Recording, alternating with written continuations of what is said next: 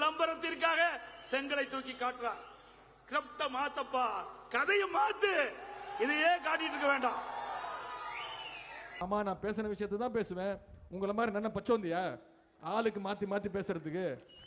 நான் சமூக நீதி வேணும்னு பேசுவேன், நான் எல்லாரும் சமம்னு பேசுவேன், பிறப்புக்கும் எல்லா உயிருக்கும் தான் பேசுவேன், எனக்கு சிஏஏ சட்டம் வேணான்னு பேசுவேன், எனக்கு எய்ம்ஸ் மருத்துவமனை வேணும்னு பேசுவேன், எனக்கு நீட் தேர்வு வேணான்னு தான் நான் பேசுவேன்.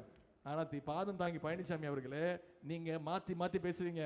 நீங்க திரு ஓபிஎஸ் வேற மாதிரி பேசுவீங்க, மோடியை பார்த்தா எப்ப பார்த்தாலும் திரு ஸ்டாலினுடைய மகன் உதயநிதி ஸ்டாலின் ஒரு செங்கலை எடுத்துக்கிட்டு இருக்காரு. அதுதான் 3 வருஷமா காட்டிட்டு இருக்கிற, 3 வருஷமா செங்கலை காட்டிட்டு இருக்கிற. எய்ம்ஸ் மருத்துவமனை கொண்டு வர வேண்டும் என்று எங்களுடைய இதய புரட்சி தலைவி அம்மா மத்தியிலே கோரிக்கை வைத்தார்கள்.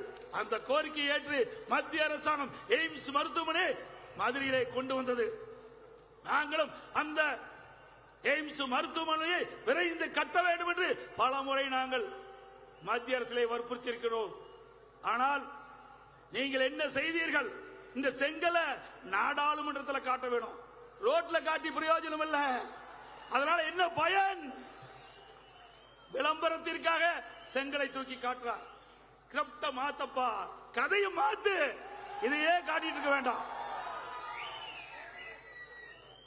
38 நாடாளுமன்ற உங்களுக்கு தந்தாங்க. 2019 திமுக கூட்டணி கட்சி சேர்ந்த 38 நாடாளுமன்ற உறுப்பினர்கள் உங்களுக்கு வாய்ப்பை தந்தார்கள். இந்த செங்கலை கொண்டு போய் அங்க காட்ட வேண்டியதானே? 38 பேரும் நாடாளுமன்றத்தில் காட்டி நிதி பெற்று அந்த எய்ம்ஸ் மருத்துவமனை கட்டியிருக்கலாம். இல்ல, தில்லு திராணி தெம்பு இல்ல.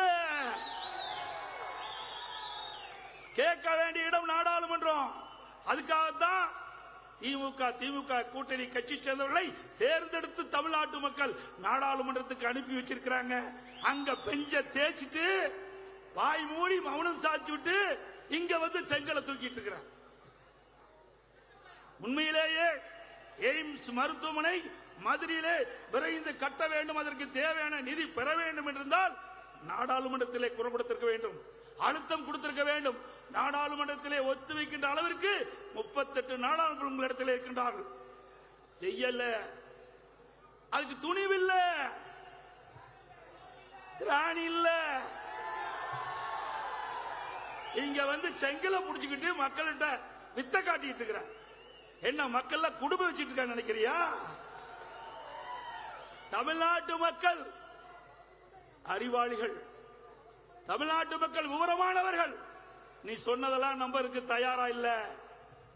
எனக்கு முன்னாலே சொன்னாங்களே, இங்க கூட நீட் தேர்வை பத்தி சொன்னாங்களே, இப்போ நீட் தேர்வு எடுத்துக்கிட்டாங்க. நீட் யாரு கொண்டு வந்தது? உனக்கு தெம்பு திராணி இருந்தா நேரடியா நான் மைக்கு பிடிக்கிறேன், நீயும் மைக்கு பிடி, பேசு. யாருடைய ஆட்சியில கொண்டு வந்தது? இருக்குது, ஆதாரம் இருக்குது. Notification MCI medical council of India 2010 December 21 மத்திய அரசில் வெளியிடுறாங்க. அப்ப மத்தியில காங்கிரஸ் ஆட்சி, திமுக இணை அமைச்சர் நாமக்கல் காந்தி செல்வன் இருக்கிறார். அப்பத்தாயா நீட் தேர்வு கொண்டு திரு மோடி அவர்களை, திரு பாதம் தாங்கி பழனிசாமி அவர்களை, நீங்க இதை பத்தி பேச முடியுமா தைரியமா திரு மோடி கிட்ட? திரு மோடி அவர்கள், திரு பாதம் தாங்கி பழனிசாமி அவர்கள் என்ன சொல்றாரு? உதயநிதி ஒரே மாதிரி பேசுறாரு, பேசின விஷயத்தையே பேசுறாரு. ஆமா, நான் பேசின விஷயத்தை தான் பேசுவேன். உங்களை மாதிரி என்ன பச்சோந்தியா ஆளுக்கு மாத்தி மாத்தி பேசுறதுக்கு? நான் சமூக நீதி வேணும்னு பேசுவேன், நான் எல்லாரும் சமம்னு பேசுவேன், பிறப்புக்கும் எல்லா உயிருக்கும் தான் பேசுவேன், எனக்கு சிஏஏ சட்டம் வேணான்னு பேசுவேன், எனக்கு எய்ம்ஸ் மருத்துவமனை வேணும்னு பேசுவேன், எனக்கு நீட் தேர்வு வேணான்னு தான் நான் பேசுவேன். ஆனா பாதம் தாங்கி பழனிசாமி அவர்களே, நீங்க மாத்தி மாத்தி பேசுவீங்க. நீங்க திரு ஓபிஎஸ் வேற மாதிரி பேசுவீங்க, மோடியை பார்த்தா படுத்துருவீங்க, அமித்ஷாவை பார்த்தா குட்டிக்கரன் நடிப்பீங்க, சசிகலாமாவை பார்த்தா என்ன பண்ணுவீங்கன்னு உங்களுக்கே தெரியாது. நீங்க திருப்பி போய் விழுங்க பாருங்க, அந்த அம்மா காலில் விழுந்து பாருங்க பாப்பா, எட்டி ஒரே உதைக்கும் அந்த அம்மா. ஏன்னா அந்த அம்மாவோட காலை பிடிச்சி முதலமைச்சராகி அந்த அம்மாவோட காலை வாரி விட்டவர் திரு பாதம் தாங்கி பழனிசாமி. அந்த அம்மா ஜெயிலுக்குள்ள போனோன்னு என்ன சொன்னாரு? நீயா என்ன முதலமைச்சர் ஆக்குன அப்படின்னு கேட்டாரா இல்லையாமா? இது எவ்வளவு பெரிய ஒரு நம்பிக்கை துரோகம்.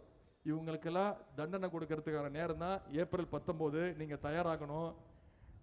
நீங்க அத்தனை பேரும் உதயசூரியன் சின்னத்தில் வாக்களிச்சு அண்ணன் திரு கலாநிதி வீராசாமி அவர்களை 6 லட்சம், மறக்க மாட்டேன், 6 லட்சம்